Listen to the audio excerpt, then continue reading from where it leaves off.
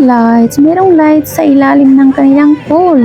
Nakita nyo ba? May color green na may kasamang blue, lavender, orange, at saka ano ba yun? Pink.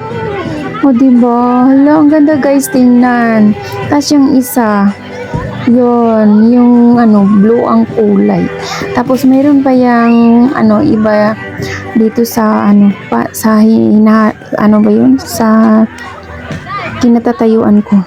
And then, ayan ang ano nila guys, yung sa bandang gilid.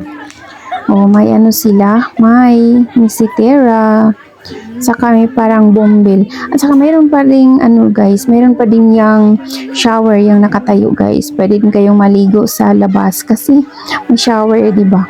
Oh, ang ganda ng kanilang lights guys na nilagay nila, parang decoration na din sa kanilang bahay.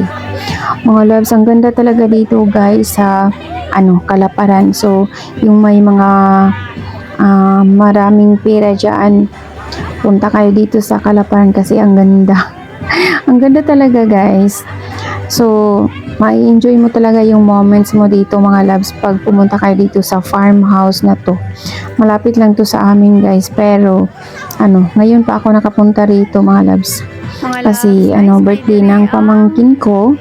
Guys, sila Anak ng ano, anak ng cousin ko, first cousin. So, ini-invite ako niya. So, ayan.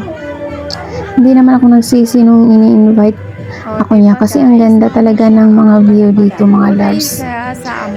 Tapos, ang dami kong na ano, nagawang video dito, mga